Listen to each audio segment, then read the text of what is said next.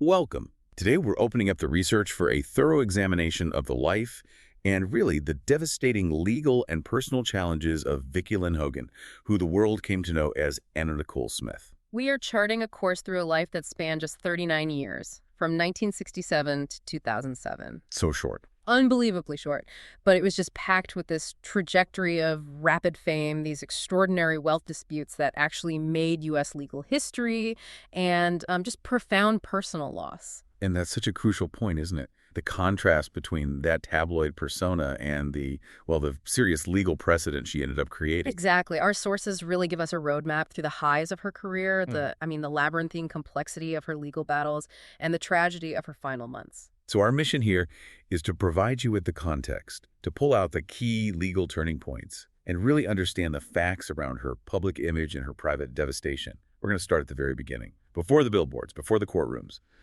Vicki Lynn Hogan. Vicki Lynn Hogan was born in Houston, Texas on November 28, 1967. But the research shows she was mainly raised by her mother and her family in a much smaller town, Mexia, Texas. So a foundation that's a world away from the life she would eventually lead. A world away. And her early personal life, it moved very quickly. She dropped out of high school around 1984. She was still so young. Very. And by April 4, 1985, at just 17 years old, she married Billy Wayne Smith. He was 16 and worked as a cook at the local Jim's Crispy Fried Chicken, where she was also working. Wow, a young couple starting out. But that chapter didn't last long, even if the paperwork took a while. That's right. They separated the next year, but the divorce wasn't finalized until 1993. And what's most important, right in the middle of this early marriage, she gave birth to her son, Daniel Wayne Smith. January 22, 1986. Yes.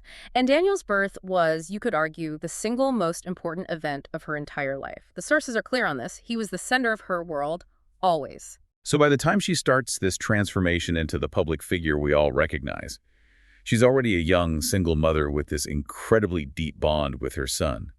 The modeling breakthrough in '92 must have felt like a total break from her life in Mexia. It was an incredible pivot. Her career just launched when she became the Playboy magazine centerfold in May of 1992. And that led directly to major recognition. It did. In 1993, she won the title of Playmate of the Year. And to give you some context, she came after Corinna Harney and was followed by Jenny McCarthy. So that places her right at the top of a certain kind of celebrity culture at that moment. Absolutely. That title was the springboard, but it was the Guess campaign that really cemented her as a cultural icon, and it's what created the Anna Nicole persona. She replaced Claudia Schiffer, who was a huge supermodel at the time. A huge deal. She secured that contract to replace Schiffer in the Guess jeans ads, and what's fascinating is how deliberate the image creation was. The photographers immediately noted her striking resemblance to Jane Mansfield. The blonde bombshell from the 1950s. Exactly, and they leaned into it. They played up that look in the ads, and it was right then that she adopted the professional name Anna Nicole. It was, a very strategic, commercially successful move. And it worked.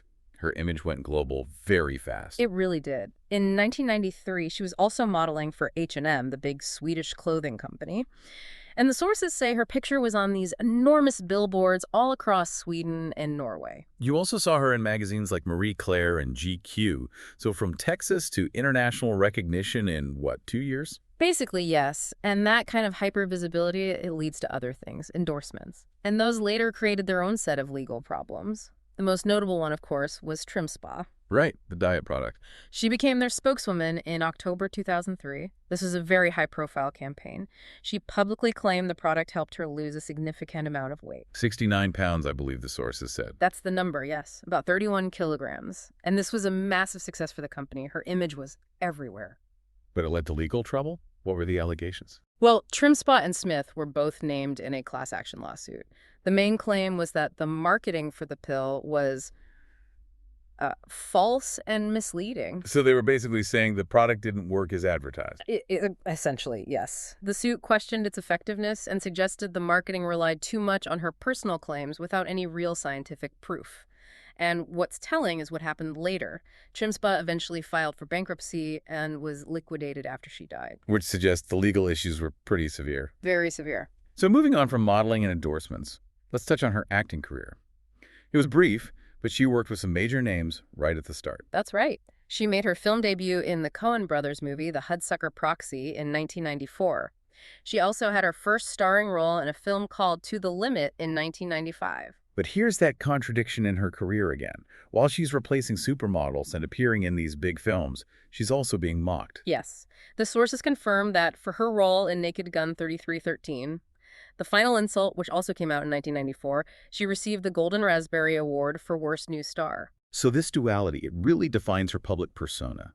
She's a global icon and, to some, a joke, all at the same time. That's a perfect way to put it, and it's that contradiction that made her so compelling to the media and the public. Okay, so the complexity we just mentioned, it just explodes into public view with her second marriage.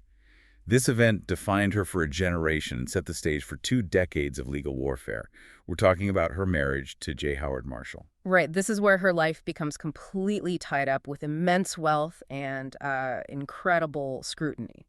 She met J. Howard Marshall, an 86-year-old petroleum tycoon, in October 1991. She was performing at a strip club in Houston at the time. She was, and they married on June 27, 1994 in Houston. The age difference was, well, staggering. She was 26, he was 89. And the media reaction was immediate and brutal. Instantly, they branded her a gold digger. It was a label she denied her entire life, but that narrative was set in stone for the public. And the controversy really ignited when he died just over a year later. August 4th, 1995. He was 90 years old.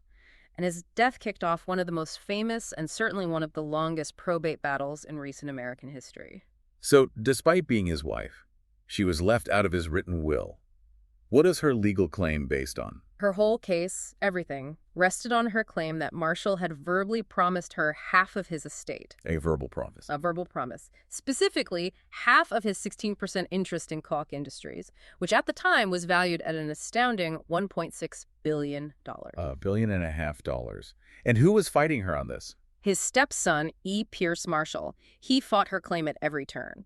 For a brief time, Anna Nicole actually aligned with Marshall's other son, J. Howard Marshall III, who was also disowned, but E. Pierce was the main adversary. Okay, so let's try to untangle this legal maze because it gets very confusing. The whole fight started in a California bankruptcy court. Why there? Why not in Texas, where Marshall's estate was? And this is the critical turn that eventually sent the case all the way to the Supreme Court.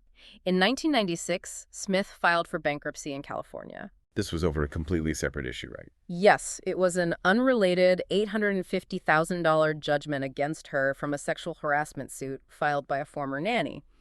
But because any potential money from the Marshall estate was an asset, something that could pay off her debts, the California Bankruptcy Court claimed it had jurisdiction. So she essentially used the bankruptcy filing as a procedural tool to pull the inheritance fight into the federal court system. That's a huge move. It was a masterstroke, whether it was intentional or not. It let her bypass the state probate system in Texas, which is where these fights are usually settled, and the initial rulings were just wildly contradictory. How contradictory are we talking? We are talking diametrically opposed. In September of 2000, the LA bankruptcy judge, who was operating under federal law, awarded Smith a colossal sum. $449,754,134. Almost $500 million. Exactly. But at the very same time, a Houston probate court, a state court, affirmed a jury finding that Smith was entitled to absolutely nothing. So she owes money in Texas, but is owed $500 million in California. Precisely. The Texas court even ordered her to pay over $1 million in legal costs to E. Pierce Marshall. It was an impossible situation. So how did the federal system try to resolve this? Well, a federal district judge tried to find a middle ground. In March 2002, he threw out the massive bankruptcy award, but issued a new, reduced judgment for $88 million to Smith. Still a huge amount of money. A huge amount. But it was a temporary victory. E. Pierce Marshall immediately appealed that decision to the Ninth Circuit Court of Appeals. And the Ninth Circuit sided with him. They did. They reversed the award completely, and their reasoning was key. They argued that the federal courts simply lacked the jurisdiction to overrule a decision made by a state probate court. So let me just clarify for you listening. The Ninth Circuit is basically saying, we don't care if a federal judge thinks she deserves $88 million. Legally, Texas gets to decide who inherits, and the federal courts can't interfere. That is precisely the argument. They were citing something called the probate exception to federal jurisdiction. And this question of authority, of who gets to decide, is what launched her case to the U.S. Supreme Court. It's an incredible legal footnote to such a sensational life. It really is. In 2005, the Supreme Court agreed to hear her appeal on that single question of federal jurisdiction. The case became Marshall v. Marshall. And the sources say the U.S. government, the Bush administration, actually intervened on her behalf. Why? Because the issue was much bigger than the Marshall fortune. The government wanted to clarify and, frankly, expand federal court jurisdiction over these kinds of state disputes. It tells you how legally significant this procedural question was. So what did the Supreme Court decide in 2006? In a unanimous decision, they ruled in Smith's favor. Justice Ruth Bader Ginsburg wrote the opinion. But, and this is so important to understand, this decision did not award her any money. Not a single dollar. Not a dollar. It just affirmed her right to keep pursuing her claim in the federal court system. It was a victory for federal jurisdiction, but not for her bank account. She won the right to keep fighting. But the fight continued even after the original opponents were gone. It's a really sad part of the story. E. Pierce Marshall, her main legal rival, died in June of 2006. His widow, Elaine, stepped in to continue the litigation. And then Anna Nicole Smith herself died in early 2007. And the case was then pursued on behalf of her only surviving heir, her infant daughter, Danny Lynn. And it still wasn't over. It went back to the Supreme Court. It went back. In 2011, in a case called Stern v. Marshall. This time the issue was slightly different. It wasn't about the probate exception, but about the constitutional authority of the bankruptcy courts themselves. So the first case was, can the federal court even hear this? And the second was, did that specific bankruptcy judge have the power to issue that massive judgment in the first place? Exactly. The core question was whether a bankruptcy court had the subject matter jurisdiction to make a final ruling on a claim like this. And this time, the Supreme Court ruled against her estate. Yes. In a 5-4 decision, they agreed that the bankruptcy court had overstepped its constitutional authority. It was a major decision that actually limited the power of bankruptcy judges across the country. So after nearly 2 decades, 2 trips to the Supreme Court, years of headlines, and the deaths of the original litigants, what was the final financial outcome? Nothing. In August 2014, a federal judge rejected the final efforts to get any money from the Marshall estate. Her legal legacy is entirely procedural. She set major legal precedent, but she never got a penny from the Marshall fortune. So if the legal battle was complex and drawn out, the year 2006 was just hyper-intense and marked by unbelievable personal tragedy. All this was happening while she was pregnant. Right, and the sources showed there were serious concerns about her health. A psychiatrist who met with her while she was pregnant concluded she had symptoms consistent with borderline personality disorder and was heavily reliant on prescription medications. That context is so important, given what happened next. Her daughter, Danny Lynn, was born on September 7, 2006, in the Bahamas. And just 3 days later, on September 10th, her 20-year-old son, Daniel, died. He was in his mother's hospital room visiting her and his new baby sister. The devastation from that it's just hard to comprehend. Daniel wasn't just her son, he was her constant, her anchor. Absolutely. The accounts from people close to her paint a picture of a total emotional collapse. Her attorney, Howard K. Stern, described Anna and Daniel as inseparable. He said Daniel was, without question, the most important person in her life. That bond makes the descriptions of her grief just so heartbreaking. Stern's testimony about the funeral, it shows a mother in the most desperate state of mourning. Stern said that at Daniel's funeral, she had them open the coffin and she physically tried to climb inside. She said she wanted to be buried with him. He concluded that emotionally, Anna Nicole died when Daniel died. That's a powerful statement. Daniel was buried in the Bahamas on October 19, 2006. We should also state the official cause of Daniel's death, because it was a drug-related tragedy that fed into the concerns about his mother's health. The autopsy found he died from an accidental combined drug overdose. The substances included methadone and antidepressants.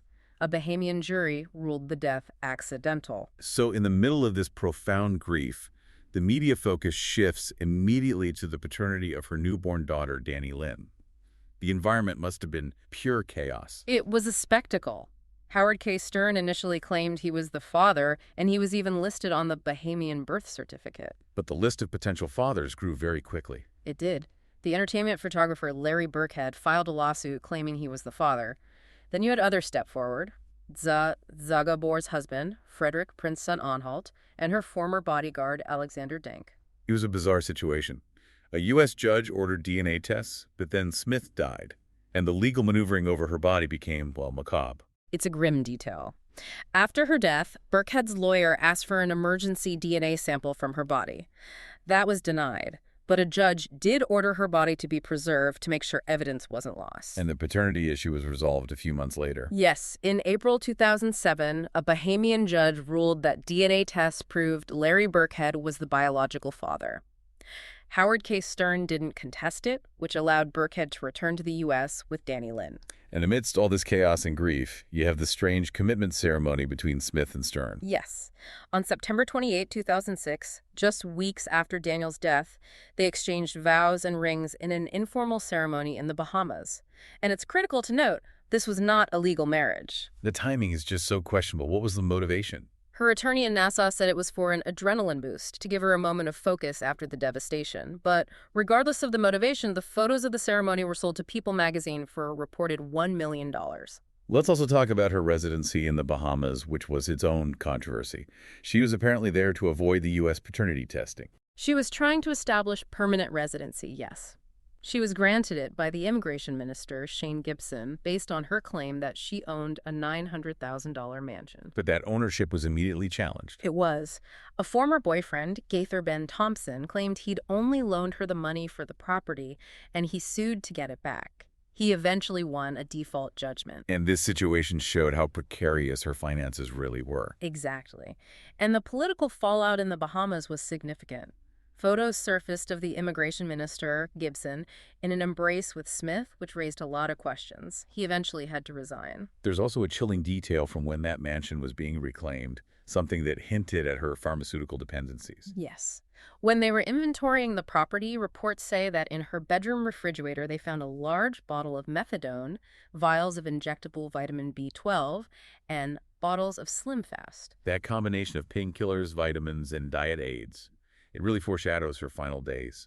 A desperate attempt to manage physical pain, emotional distress, and her public image all at once. It paints a very bleak picture. The end of this intense, besieged life came in February 2007. She was found unresponsive on February 8th in her room at the Seminole Hard Rock Hotel in Hollywood, Florida. She was just 39 years old. Her bodyguard and his wife, who was a registered nurse, performed CPR. She was rushed to the hospital, but she was pronounced dead. And because of her fame and her son's recent death, the forensic investigation was intense. What did the official findings conclude? The Broward County Medical Examiner, Dr. Joshua Perper, ruled the cause of death was combined drug intoxication, and he classified it as an accidental overdose. He was very clear that it was not a homicide, not a suicide, and not a natural death. And what was the specific component that proved fatal? The major component was the sleeping medication chloral hydrate. It became fatally toxic when it interacted with a cocktail of other prescription drugs in her system. Specifically 4 different benzodiazepines. Yes, plus diphenhydramine, which is an antihistamine, and topiramate, a very dangerous combination. And the investigation also confirmed no illegal drugs were found in her system. What about methadone, given the history there? It was present in trace amounts in her bile, which suggested she'd taken it a couple of days prior, but it was definitively ruled not a contributing factor to her death. And the autopsy also cited other factors, things that showed the severe stress her body was under. It did. It cited abscesses on her buttocks, likely from injections of vitamin B12 and human growth hormone, and also that she was suffering from viral enteritis, which is an inflammation of the intestines. Her system was just weakened. But the most disturbing part of the findings relates to where the drugs came from. Most weren't even prescribed to her. This raised huge red flags. 8 of the 11 drugs in her system, including the fatal chloral hydrate, were prescribed to Howard K. Stern or under aliases. Which points to a pattern of getting these drugs outside of normal medical practice. Who was writing the prescriptions? According to the medical examiner, they were all written by her friend and psychiatrist, Dr. Christina Roshevich. And that relationship became the focus of a lot of investigations later on. It did. There was also scrutiny on Dr. Sandeep Kapoor, who had prescribed her methadone during her pregnancy. He defended his treatment as sound and appropriate, suggesting it was medically necessary. After her death, the focus shifted to her final resting place. Anna Nicole Smith's funeral was on March 10, 2007, in the Bahamas. She was buried next to her son Daniel, which was her wish. Even after her death, the legal shadow she cast continued, especially with her will, which was written back in 2001. The will was filed in Los Angeles, and it named only one beneficiary. her son Daniel. It specifically excluded any other children, and it named Howard K. Stern as the executor. The detail that just leaps out is the value of the estate compared to the billion-dollar fight she was in. The irony is just staggering. It really is. The will said her personal property was valued at just $10,000. Her real estate was valued at $1.8 million, but it had a $1.1 million mortgage on it. She died fighting for $1.5 billion, but her actual estate was barely solvent. And because Daniel had already passed away, Danny Lynn, as the sole surviving heir, effectively became the beneficiary under probate law. The legal battles didn't stop there. Her own mother, Virgie Arthur, filed a lawsuit. She did. In 2008, she filed a defamation lawsuit against TMZ, Entertainment Tonight, and CBS. She was trying to get custody of Danny Lynn and claimed the media was conspiring to ruin her reputation. But that lawsuit was dismissed. Yes, the defendants won summary judgment, which effectively ended her legal challenge against the press. Despite the end of the court cases and her life, Anna Nicole Smith's story remains incredibly potent culturally. It clearly taps into something enduring about fame, wealth, and tragedy. Her legacy has been explored over and over. There have been multiple biographical films. There was a 2023 Netflix documentary, Anna Nicole Smith, You Don't Know Me. And her life even inspired an opera. That's a truly unique place in cultural history. It is. The opera Anna Nicole by Mark Anthony Turnage premiered in London in 2011. It was this major artistic attempt to distill her life into a high art form, and the story continues to be told. So looking back at everything, the rise, the legal battles, the devastating loss of her son, and the accidental end, the narrative is one of incredible spectacle, but also immense fragility. I think the most enduring insight here is the profound gap between the public fight and the private reality. I mean, her legal battle reaches the U.S. Supreme Court twice, setting precedent on fundamental questions of federal power. This was a fight for a $1.6 billion fortune. Right. But the personal devastation that followed her son's death was absolute, and she died with an estate that was barely above debt. The irony is just inescapable. She spent 2 decades fighting for wealth she never got, and her lasting legacy isn't one of riches, but of procedural law. A legacy entirely separate from the personal turmoil that consumed her. It really makes you think about the cost of living such a public life in pursuit of a dream that was always just out of reach. A powerful summation of the sources and the complexity of her very short life. Thank you for guiding us through this examination of the facts. Thanks for listening.